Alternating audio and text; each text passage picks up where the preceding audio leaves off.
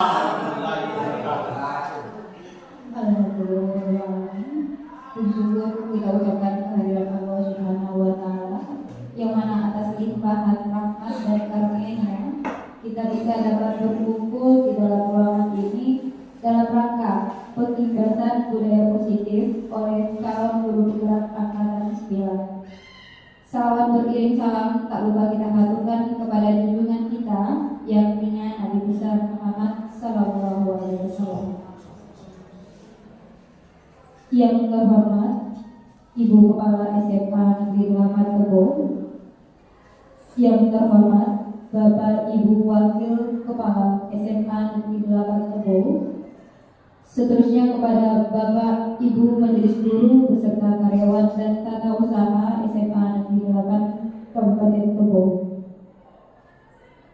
Kegiatan pengibasan budaya positif di kelas dan sekolah oleh calon guru penggerak angkatan 9 dimulai. Menyanyikan lagu Indonesia Raya. Hadirin dimohon berdiri.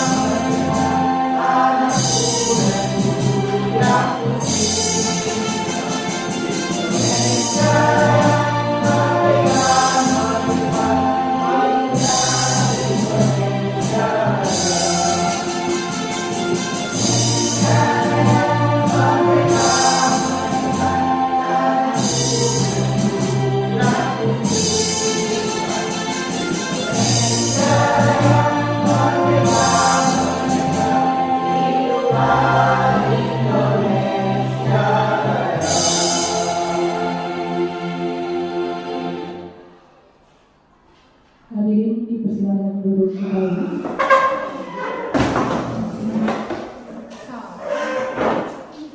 Acara selanjutnya, karena sambutan dari Kepala SMA Negeri 8 Tebo kepada Ibu disilakan.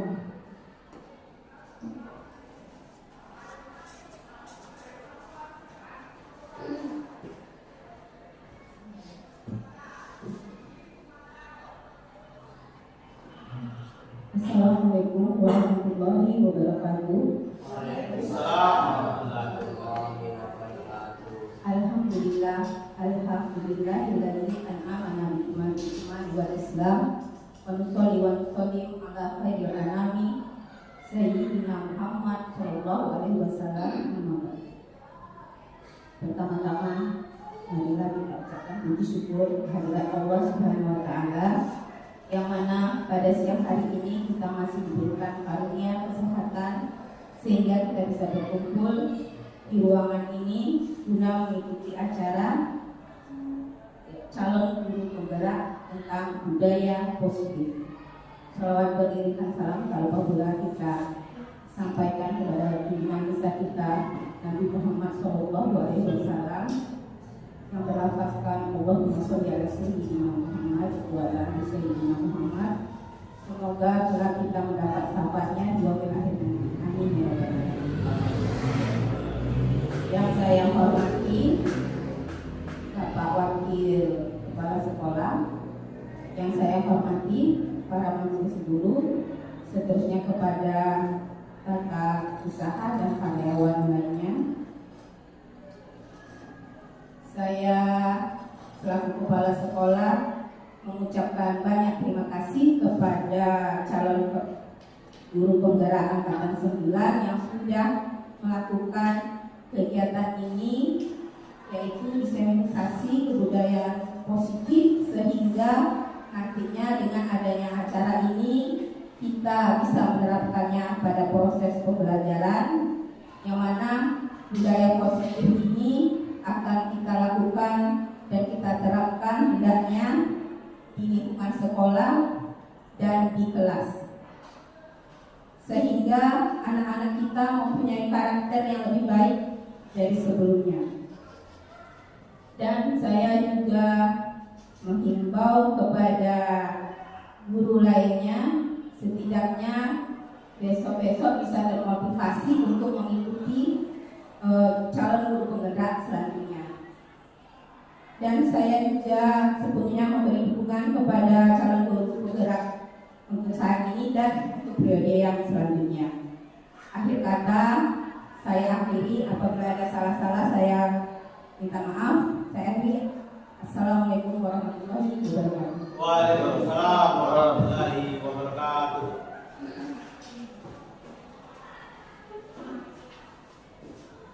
Terima kasih kepada Ibu. Acara selanjutnya pembacaan doa oleh Bapak Al-Kahudi SPDI kepada Bapak Disilakan.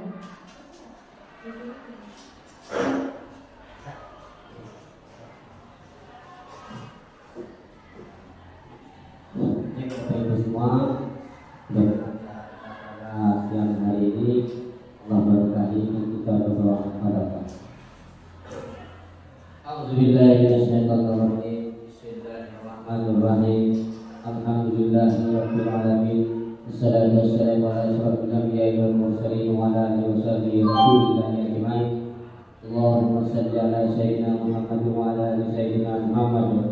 Allahumma ja'alna hadza yawman marhuma wa taqabbal min ba'dihi taqabbalan masuma.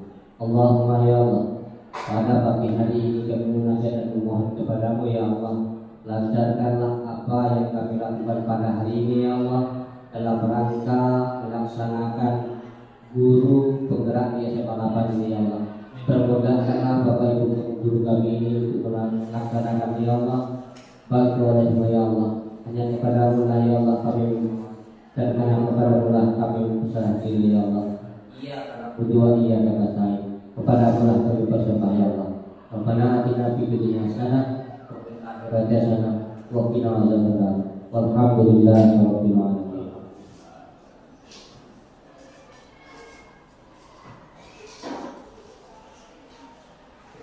Terima kasih kepada Bapak Al-Kahudi. Semoga dengan pembacaan doa tadi memberikan kelancaran kepada acara kita pada siang hari ini. Kita masuk kepada acara inti, pemaparan materi budaya positif oleh Bapak France Farmahendra SPD MSI. Kepada Bapak France, waktu sudah disilakan. Terima kasih Bu Weni. Assalamualaikum warahmatullahi wabarakatuh. Alhamdulillah wa billahi siyarna wa kunna lillahi sallallahu alaihi wasallam. Puji dan syukur kepada Allah Subhanahu wa taala yang mana dengan rahmat dan karunia-Nya jualah pada siang hari ini kita semua diberi nikmat rahmat Allah Subhanahu wa taala sehingga kita dapat berkumpul di ruang ini dalam rangka pengimbasan budaya positif dari calon guru penggerak angkatan 9 Purwokerto yang akan nanti disampaikan oleh saya sendiri dan juga Ibu Eci. Mudah-mudahan Allah selalu meridhoi dan melimpahkan rahmatnya kepada kita bersama sampai akhir hayat nanti. Amin, amin ya rabbal alamin.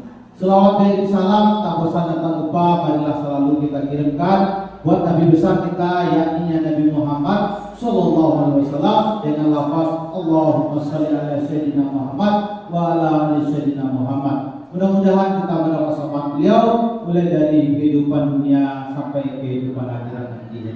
Amin, amin ya rabbal alamin. Yang sama-sama kita hormati Ibu Kepala SMA Negeri 8 Kabupaten Tebo, yang sama-sama kita hormati Bapak Ibu Wakil Kepala Sekolah, Bapak Ibu Majelis Guru dan karyawan-karyawati SMA Negeri 8 Kabupaten Tebo. Pertama, Bapak Ibu dan juga Ibu Kepala Sekolah, izinkan kami untuk berdiri biar agak rileks dalam penyampaian materi atau pengibasan dari budaya positif yang sudah kami pelajari pada kegiatan program Guru Bergerak. Bapak Ibu yang kami hormati, mudah-mudahan apa yang kami sampaikan hari ini memberi manfaat bagi kita semua, memberi manfaat untuk sekolah kita, dan tentunya memberi manfaat untuk peserta didik. Bapak Ibu yang kami hormati, pada kesempatan ini kita akan membahas tentang budaya positif. Bapak Ibu, halo. Budaya itu apa Bapak Ibu? Kebiasaan yang dilakukan secara berulang-ulang dan secara terus-menerus. Luar biasa Bapak Ibu. Lalu adakah budaya itu budaya negatif dan budaya positif Bapak Ibu? Ada yang berdampak negatif, ada yang berdampak positif. Lalu bagaimana Bapak Ibu nanti langkah-langkah atau tahapan yang harus kita lakukan sehingga kita bisa mewujudkan atau mengimplementasikan kepada siswa kita bentuk budaya positif. Ini yang akan menjadi tujuan pengibasan materi kita pada siang hari ini. Bapak Ibu, sebelum kita masuk ke sana, kita coba explain dulu biar kita lebih fokus dan juga bisa lebih rileks. Oke, Bapak Ibu, ada bawa peta? Kira-kira Bapak Ibu bisa nggak Bapak Ibu mengutip gambar ini? Tapi gambar ini tidak boleh kita lukis melewati garis ini 2 kali. Tapi semua goresan itu bisa Ibu lukis. Bisa nggak Bapak Ibu? Coba siapa yang bisa?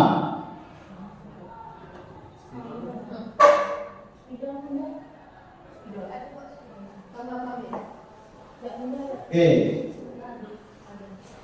Kira-kira di Bapak Ibu lakukan saja di tempat duduk masing-masing. Kira-kira bisa nggak Bapak Ibu membuat gambar, atau siapa yang bisa Bapak Ibu membuat gambar ini tanpa mengulang 2 kali garisnya Bapak Ibu? Ya. Ya, silakan. Sedikit kita memfokuskan pikiran tanpa terputus dan tanpa mencoret 2 kali, tanpa mengulang 2 kali. Ya, Bu tadi bisa ya, coba Bu tadi, mana aja Bu tadi.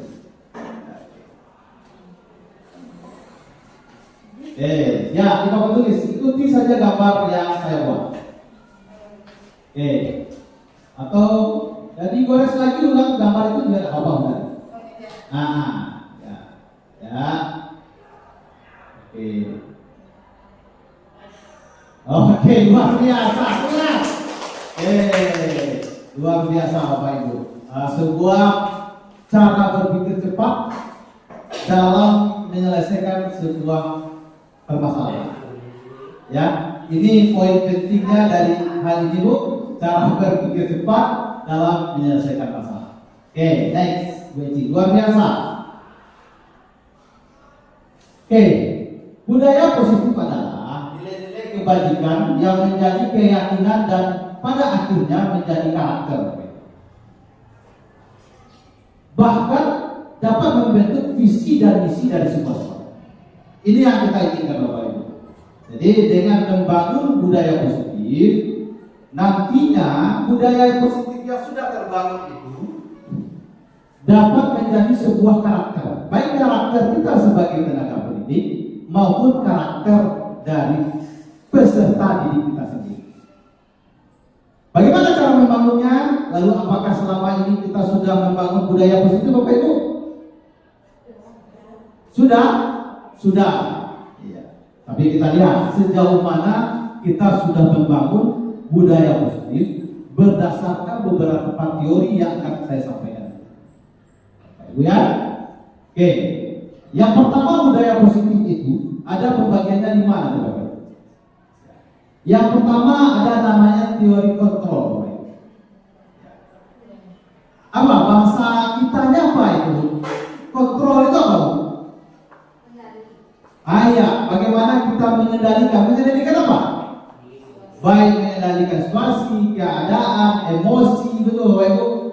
Ya, ini salah satu bagaimana kita mempelajari tentang teori kontrol. Mengontrol diri kita dalam menyelesaikan masalah-masalah, baik itu keterkaitan dengan masalah siswa ataupun terkaitan dengan masalah kita sendiri atau masalah kita sesama tenaga pendidik. Oke. Menurut William Glasser bahwa teori kontrol itu sudah dikembangkan dengan teori choice sehingga menemukan beberapa miskonsepsi Bapak Ibu terhadap pandangan kita selama ini. Sebelumnya kita menganggap bahwa guru itu mengontrol murid. Yang kedua, bahwa semua penguatan positif, efektif dan bermanfaat. Ini betul Bapak Ibu, kita sepakat itu kemarin ya, dulu ya. Dan kita tahu bahwa kita menganggap kita yang mengontrol. Lalu penguatan positif ada Bapak Ibu melakukan penguatan positif di kelas? Pasti ada ya? Ya. Ternyata itu miskonsepsi Bapak Ibu. Nanti saya jelaskan lebih rinci kenapa hal ini dianggap miskonsepsi. Lalu bahwa kritik dan membuat orang merasa bersalah dapat menguatkan karakter. Selanjutnya bahwa orang dewasa memiliki hak untuk memaksa.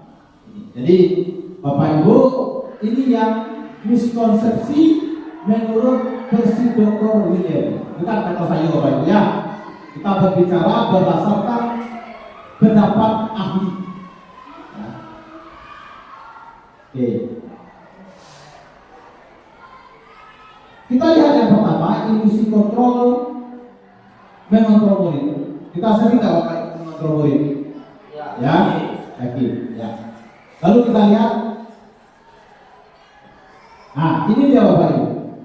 Perubahan paradigma atau yang kita sebut selama ini adalah cara pandang. Ya, dari stimulus respon ke teori kontrol. Ini stimulus respon ini Bapak Ibu yang hal-hal yang miskonsepsi tadi, yang kita lakukan sehari-hari, yang biasa kita lakukan. Contoh yang pertama adalah kita mencoba mengubah orang agar berpandangan sama ini. Pernah tidak lakukan Bapak Ibu? Ya, memaksakan pendapat kita bahwa kita ingin orang itu harus sama dengan kita. Tapi menurut Pak William bukan. Ternyata menurut teori kontrol itu kita yang berusaha memahami pandangan orang lain tentang dunia. Bukan kita yang memaksa orang itu sama dengan. Tetapi kita berusaha memahami pandangan orang lain terhadap dunia atau pendapatnya sendiri. Begitu juga kita terhadap siswa. Jangan kita berupaya merubah alurnya, tapi coba kita memahami apa yang sedang mereka lakukan. Memang kami juga saat belajar ini ternganga juga Bapak Ibu. Ternganga. Ternyata menurut teori William ini banyak hal-hal yang selama ini kita lakukan ternyata bertentangan dengan konsep William Glasser. Selanjutnya, perilaku guru dilihat sebagai suatu kesalahan. Guru kakek siswa mungkin guru BK, kita selalu memandang kesalahan itu atau perilaku buruk bisa merubah suatu kesalahan atau suatu kesalahan. Tapi sebetulnya menurut teori kontrol semua perilaku itu memiliki tujuan. Artinya apa Bapak Ibu? apapun yang dilakukan oleh siswa kita, baik itu buruk, baik itu baik, ternyata memiliki tujuan. Artinya mereka memiliki suatu alasan bagaimana mereka melakukan itu. Nanti akan dikupas oleh Bu Ichiro. Nanti ada kebutuhan dasar manusia. Jadi kebutuhan dasar mana yang akan terpenuhi nanti atau yang belum terpenuhi, sehingga siswa kita itu memiliki suatu tindakan yang kita anggap mungkin itu salah, tapi ternyata mereka itu menyampaikan sesuatu kepada kita dengan perilaku seperti itu. Itu Bapak Ibu. Halo. Ngantuk Bapak Ibu? Ngantuk Bapak Ibu? Sip. Lanjut. Oke. Selanjutnya saya bisa menuntut orang lain. Ternyata kita tidak bisa menuntut orang lain, Bapak Ibu. Kita tidak bisa menuntut orang lain. Selanjutnya, pemaksaan ada pada saat bujukan gagal. Jadi pemaksaan kita lakukan saat bujukan yang kita lakukan itu gagal, sehingga tumbuhlah sebuah pemaksaan. Tetapi menurut teori kontrol, kolaborasi dan konsensus menciptakan pilihan-pilihan baru. Artinya kita dalam memberikan sebuah gagasan kepada siswa, hendaknya kita memberikan pilihan-pilihan solusi. Nah, ya. Oke. Selanjutnya model berpikir menang atau kalah. Di teori kontrol, dia model berpikirnya menang dan menang. Tidak ada kalah. Apa interpretasinya, Bapak? Coba siapa yang bisa beri contoh satu? Berpikir menang atau kalah. Tapi di sini dia katakan model berpikir itu harus selalu menang dan menang. Atau ada praktek yang kita lakukan di kelas yang kira-kira menentukan menang kalah. Ya, kita praktekkan tadi. Apa contohnya, Pak? Contohnya kalau di biologi itu ada teori biogenesis dan abiogenesis. Secara tidak langsung kalau teori lama itu berarti ada menang dan kalah. Abiogenesis gugur. Sedangkan biogenesis itu masa itu sekarang. Dan itu yang terlakukan pada teori praktek abiogenesis. Ya, kalau tindakan kepada siswanya, Pak? Tindakan kepada siswanya ia berperan aktif untuk mengamati mana yang teori yang benar-benar tidak mengalahkan teori tersebut. Ya, artinya Bapak Ibu, Pak Udri menginginkan ada tanggapan positif dan juga tanggapan negatif. Ini yang dibilang oleh teori kontrol agar kita memberikan selalu beranjak dari hal-hal yang positif. Ya, tidak ada salah satu kita menunjukkan ada menang ada kalah. Apa implementasi lain? Mungkin anak mengeluarkan pendapat Bapak Ibu, walaupun dia salah seperti Pak Udri tadi, tapi kita tidak menjudge mereka dengan ucapan yang menyatakan salah. Tapi kita berupaya membuat mereka tetap pada posisi mereka mau berpendapat, tetapi kita memberikan sebuah penguatan dari pendapat yang disampaikan. Yang diinginkan oleh teori ini kepada Bapak Ibu, bagaimana kita memberikan sebuah menghilangkan sebuah judgment atau hukuman terhadap siswa, tapi kita mengubah kepada kata-kata positif. Lanjut. Oke. Kedua, selain yang kedua adalah disiplin positif. Bapak Ibu, kalau kita mendengar kata disiplin, kira-kira yang terlintas di kepala kita apa, Bapak Ibu? Tepat waktu, ya kan? Mengerjakan tugas sesuai dengan prosedur, masuk tepat waktu, keluar tepat waktu, pakaian sesuai aturan yang berlaku. Seperti itulah. Ya, selama ini betul Bapak Ibu yang kita pikir. Tetapi menurut teori William Glasser tidak seperti itu, Bapak Ibu. Mari kita cermati. Dalam budaya kita, makna kata disiplin dimaknai menjadi suatu yang dilakukan seseorang pada orang lain untuk mendapatkan kepatuhan. Itu tadi aturan. Kita cenderung menghubungkan kata disiplin dengan ketidaknyamanan. Disiplin berasal dari kata disiplina yang artinya belajar. Makna asal dari kata ini berkonotasi dengan disiplin diri. Disiplin diri membuat orang mengali potensi dirinya menuju sebuah tujuan apa yang dia hargai. Oke.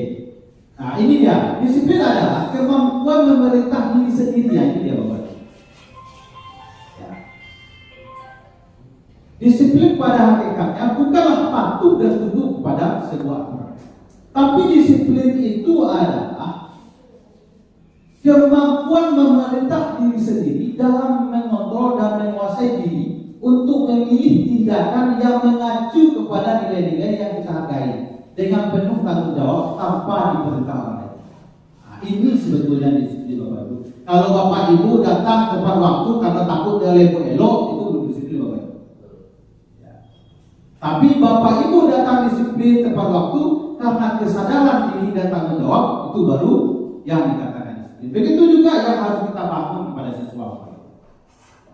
Implementasi yang kami sampaikan bukan sebetulnya kepada kita sebagai tenaga pendidik saja, tapi juga bagaimana kita membangun budaya ini, menumbuhkan disiplin ini kepada diri siswa melalui penumbuhan disiplin melalui internal dalam diri sendiri. Dalam diri sendiri. Oke. Maksud dari nilai-nilai yang kita hargai adalah nilai-nilai kebajikan, nilai-nilai positif manusia yang merupakan tujuan mulia yang ingin dicapai setiap individu. Nilai-nilai kebajikan yang ingin dicapai anak Indonesia dikenal dengan profil pelajar Pancasila. Nah, ini yang Bapak Ibu sematkan dalam proses pembelajaran. Yang tujuannya apa? Untuk membangun disiplin positif Bapak Ibu. Apa yang disematkan pada modul Bapak Ibu dalam profil pelajar Pancasila? Yang pertama, beriman bertakwa kepada Tuhan Yang Maha Esa dan berakhlak mulia. Bapak Ibu, semua kita sudah buat modul, betul? Tentunya dalam modul itu kita selalu menyematkan 5 nilai profil pelajar Pancasila.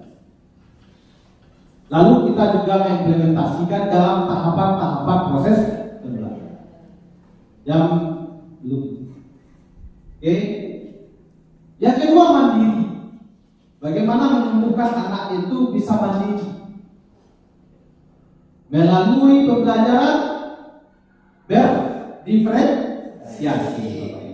Ya, nanti tumbuh rasa mandiri. Sematkan dalam proses itu ada kegiatan belajar kelompok yang membuat mereka mandiri. Selanjutnya, bernalar kritis, kreatif, bergotong royong dan kebinekaan global. Ini semua kita sematkan dalam proses pembelajaran sehingga menumbuhkan disiplin positif secara internal Bapak Ibu. Tumbuh dari diri mereka sendiri. Oke, yang ketiga, teori motivasi, hukuman dan penghargaan. Yang ketiga nanti bagiannya ada restitusi. Ya. Teori motivasi, ada pula teori motivasi Bapak Ibu. Ya. Teori motivasi perilaku manusia. Ada yang datang dari eksternal. Tadi sudah saya singgung Bapak Ibu. Ada yang datang dari internal. Ya.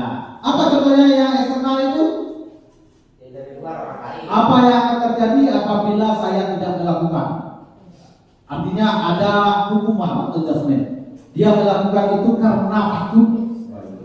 Itu namanya motivasi eksternal. Atau dia melakukan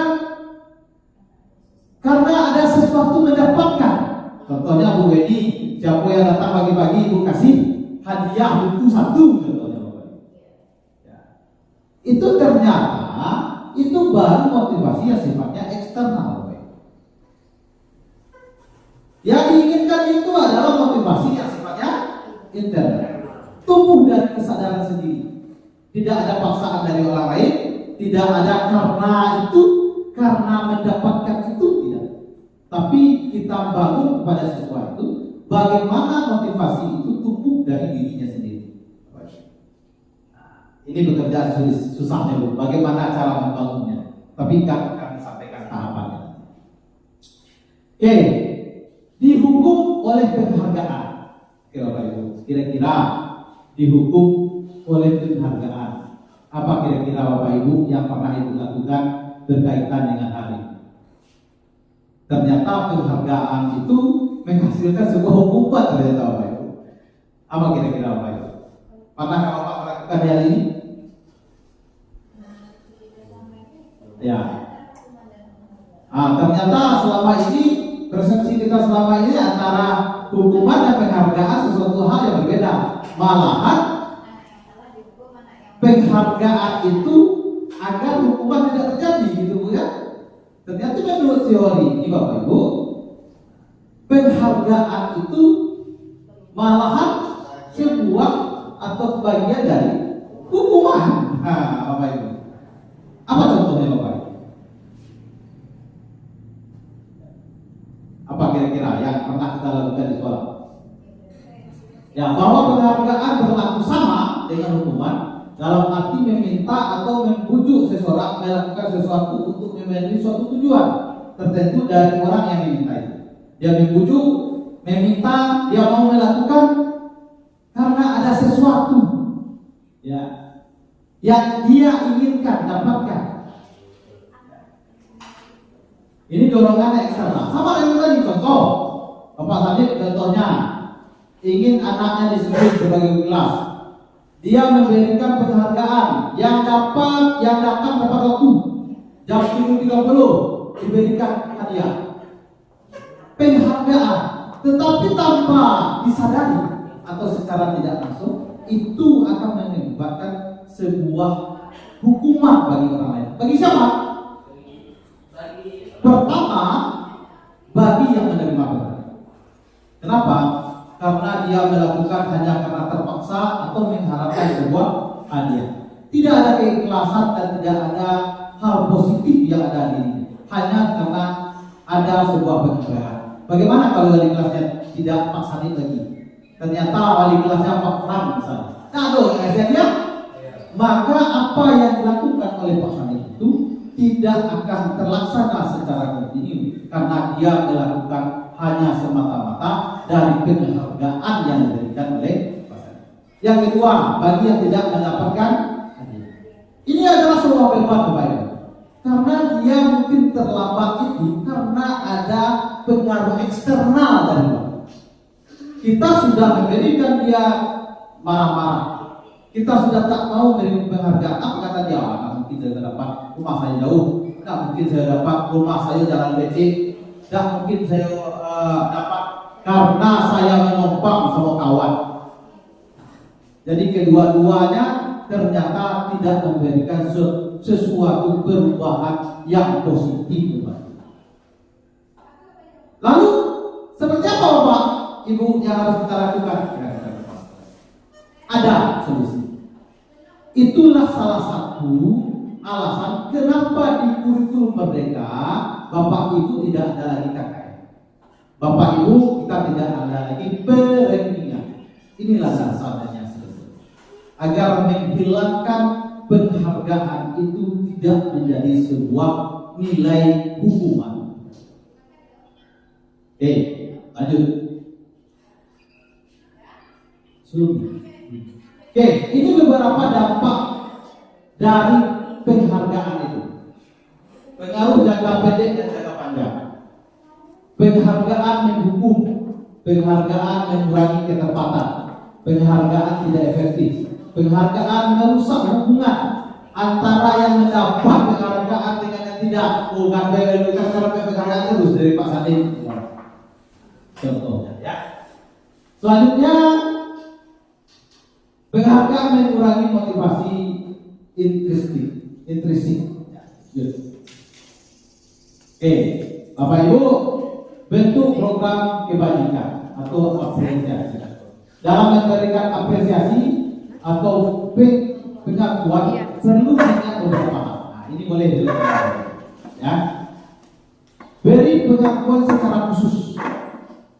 Ya. Yang kedua, beri pengakuan secara pribadi. Beri pengakuan kepada murid secara bergantian. Nah, ini yang boleh kita lakukan.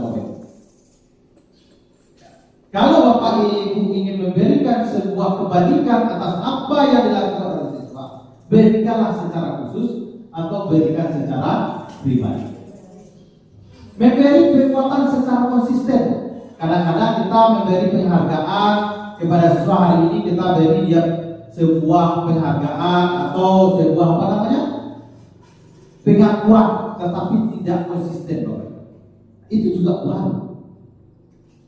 Lalu fokus kepada prosesnya, bukan hasilnya.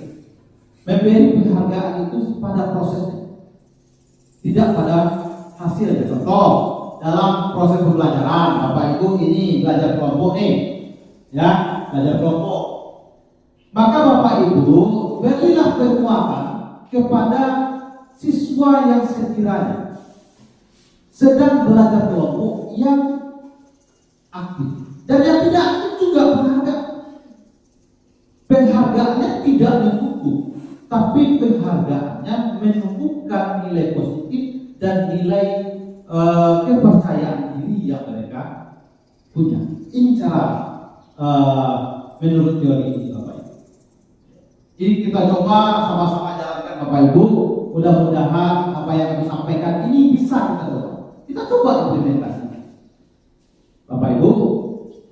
Lanjut. Oke, ini contoh pengakuan atau apresiasi kebaikan.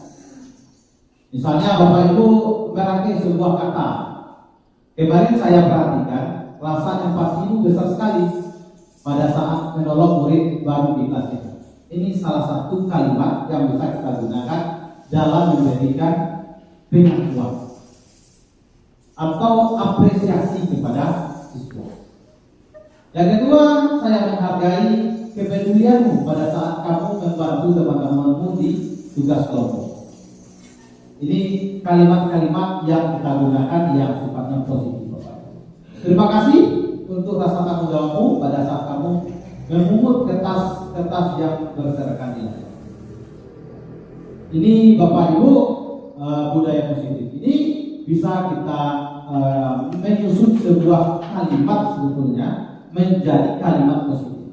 Nanti akan disampaikan juga oleh Bu Eci bagaimana namanya peraturan. Ada namanya kebiasaan dan kesepakatan. Nanti akan kita sampaikan. Oke, next.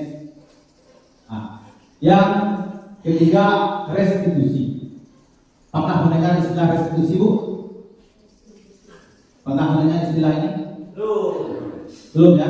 Hal baru ya? Nah, restitusi adalah proses menciptakan kondisi bagi murid untuk memperbaiki kesalahan mereka. Nah, sehingga mereka bisa kembali pada kelompok mereka dengan karakter dan ritual. Apanya perbedaannya, Bu? Apakah itu sama dengan menasihati gitu?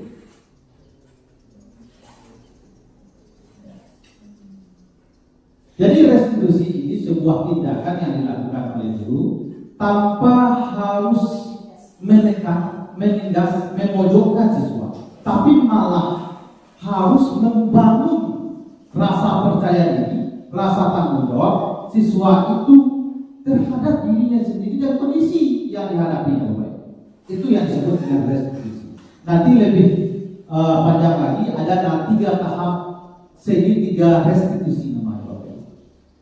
Jadi di segitiga restitusi itu nanti Bapak Ibu akan melihat bagaimana tahapan-tahapan yang bisa kita lakukan sehingga bisa menumbuhkan semangat dari siswa itu.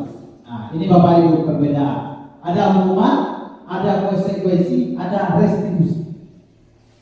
Bapak Ibu ya sejenak kira-kira apa perbedaan dari 3 hal?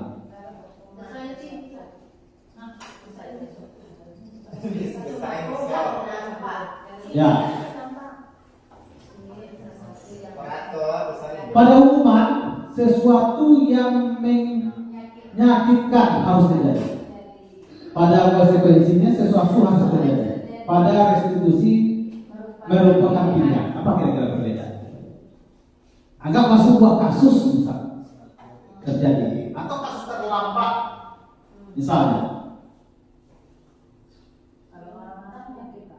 Ya, apa bedanya hukuman, konsekuensi dan restitusi? Kalau hukuman itu Bapak Ibu memberikan langsung berpikir itu, maka memberi langsung tindakan. Misal dia terlambat, oh langsung itu tolong pungut sampah, itu hukuman Bapak Ibu. Oh kamu terlambat, silakan lari 3 keliling hingga lapangan, itu hukuman Bapak Ibu. Lalu yang konsekuensi apa? Sesuatu yang harus terjadi. Apa Bapak Ibu?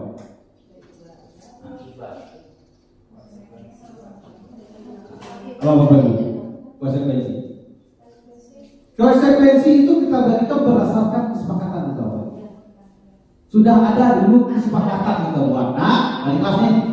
Kita membuat kesepakatan kelas kita ya, bahwa Anda nanti kalau terlambat harus lahir 3 kali. Sehingga hukuman ini bukan lagi hukuman Bapak Ibu, tapi sebuah konsekuensi. Mereka sudah tahu bahwa mereka terlambat pasti dengan Muiza nanti keliling apa. Saat mereka memilih itu, maka mereka memilih konsekuensi terhadap tindakan apa. Lalu apa itu restitusi?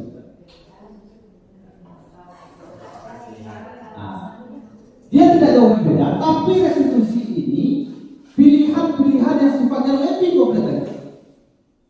Yang kita buat berdasarkan kesepakatan juga, tetapi kita buat lebih rinci. Dan bentuk hukumannya tidak fisik. Mungkin hukumannya seperti pemberian penguat, memberi tahu apa yang jadi pokok masalah kenapa dia terlambat. Beda Bapak Ibu ya?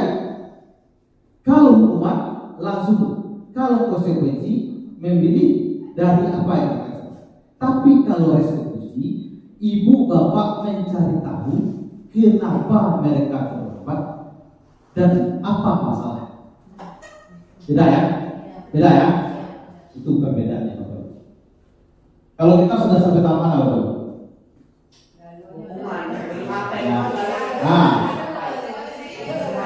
Ya, itu Bapak Ibu. Jadi mana yang boleh kita lakukan?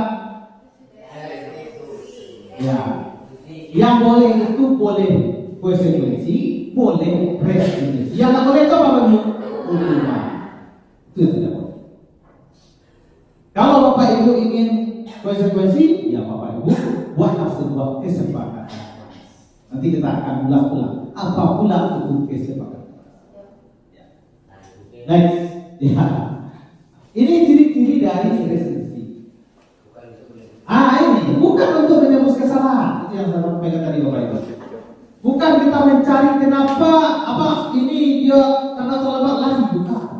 Tapi kita yang harus mempelajari atau membuat siswa itu harus belajar dari kesalahan.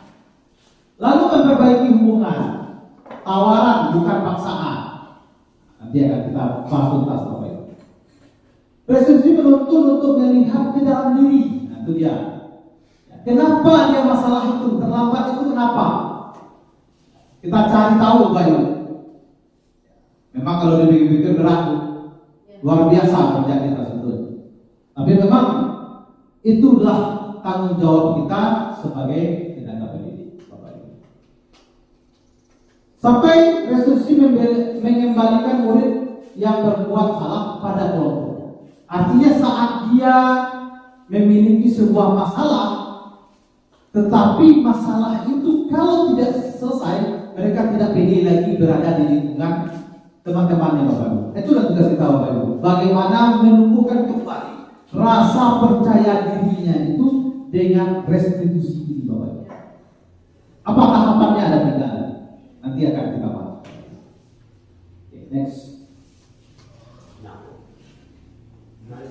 Oke, biar tak fokus, biar fokus. Oke, mari kita berhitung. Saya mau Bapak Ibu berhitung ya Bapak Ibu ya, tapi harus konsentrasi. Pada kelipatan 4, kalau kelipatan 4 Pak, 4, 8, 12, 16, 20 dan seterusnya. Maka kelipatan 4 itu bukan nyebut 4 Bapak Ibu, tapi nyebut dom. Oke? Oke, kita mulai panaham ini ya. Oke, atau dari belakang lah, dari atas. Oke, konsentrasi ya. Oke, mulai berhitung dari 1 nih. 1, 2, 3. Dor. Iya. Oke, konsentrasi Bapak Ibu, konsentrasi. Biar lebih cantik. Ya. 1, 2, 3, 4, dor. 5, 6, 7, dor. 9, 10, 11, dor. Oke? Oke, konsentrasi ya. Makanya harus bisa berhitung. Iya. Oke, maksudnya mulai maksudnya. Ya. 1, 2, 3. Dor. Dor apa ya? 7. Dor, berapa dor? 9.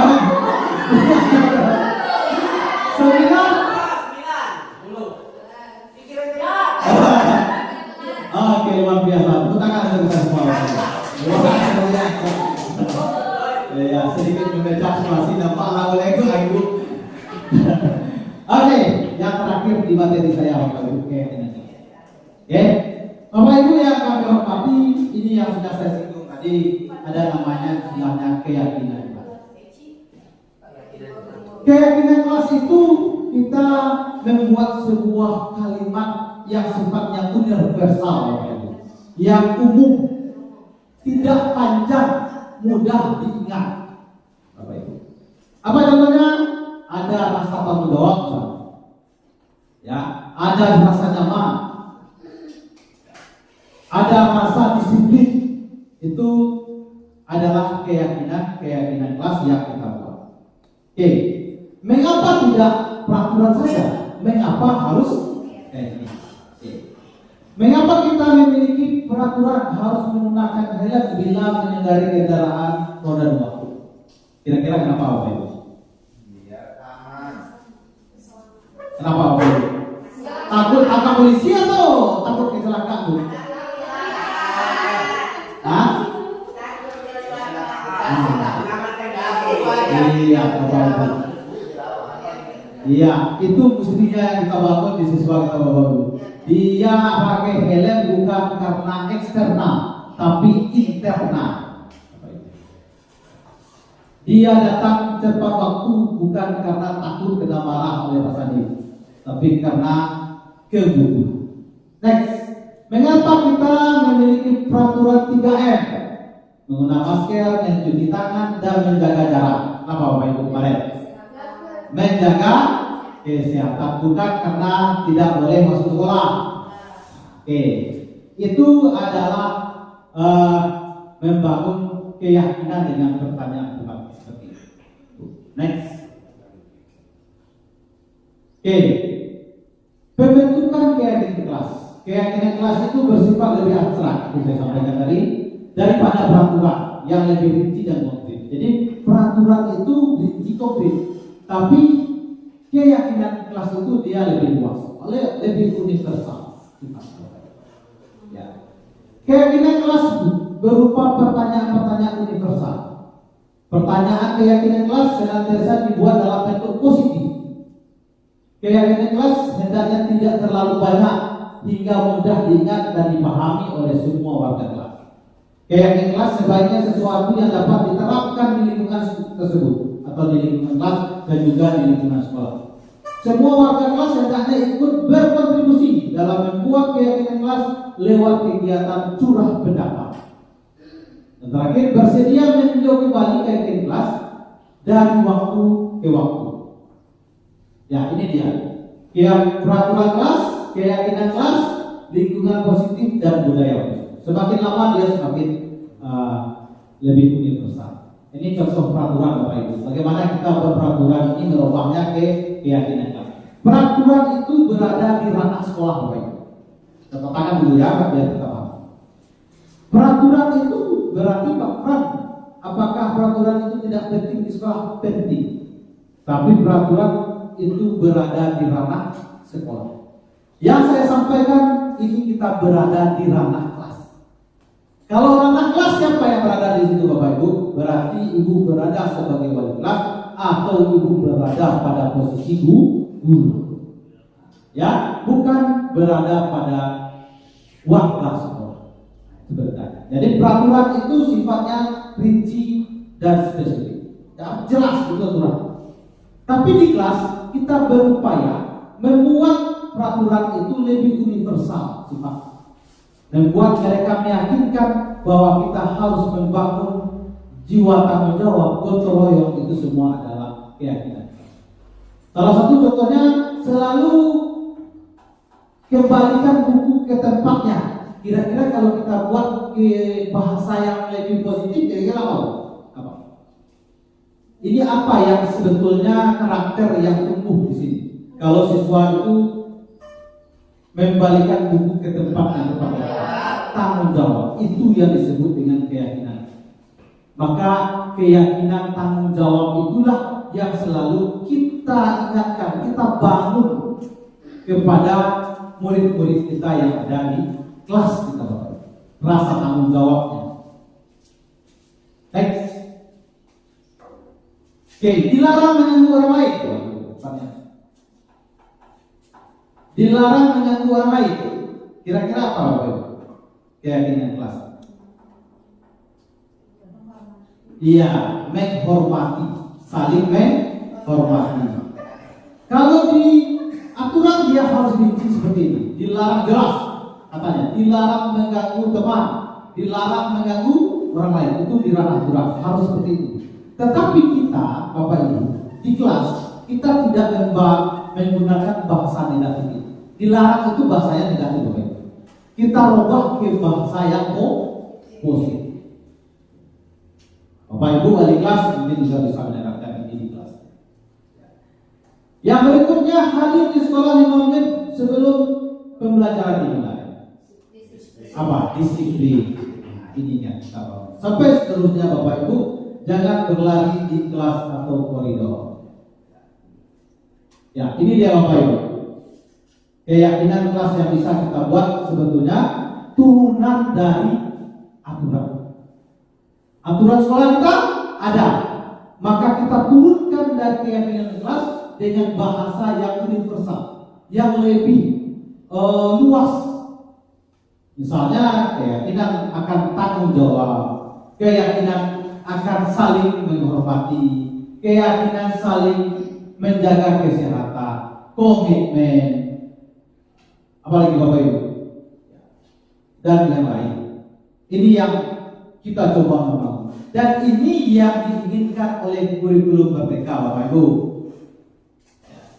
Inilah yang kami sampaikan, yang diinginkan oleh kurikulum Merdeka dalam rangka mencapai tujuan pendidikan nasional. Muaranya ke sana Bapak Ibu. Next, which is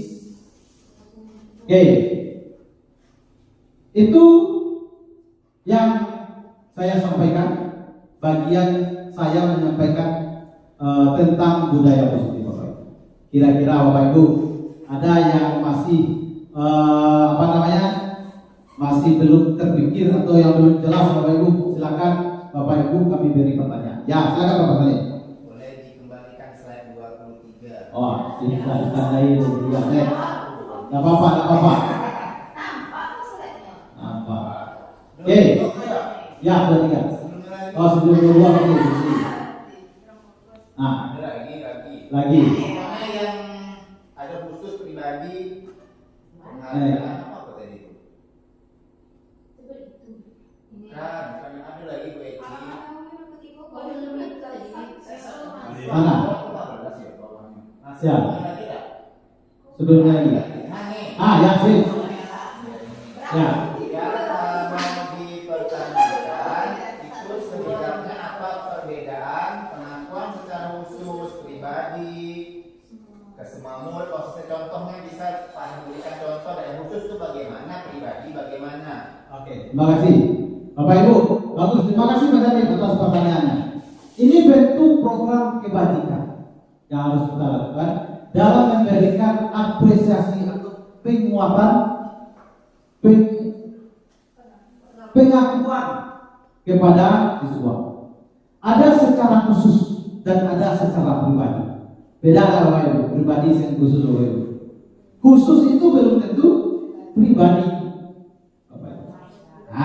Ya, jadi secara khusus itu mungkin kita memberikan sebuah penguatan terhadap sebuah kelompok yang aktif 2 gitu, itu secara khusus. Ya, yang kurang aktif 3, artinya penguatan ini berbeda dengan penguatan ini. Tapi penguatan yang tidak bekerja sesuai dengan apa yang kita berikan tanggung jawabnya, kita berikan penguatan yang tidak mempermalukan. Itu secara khusus. Tetapi secara pribadi,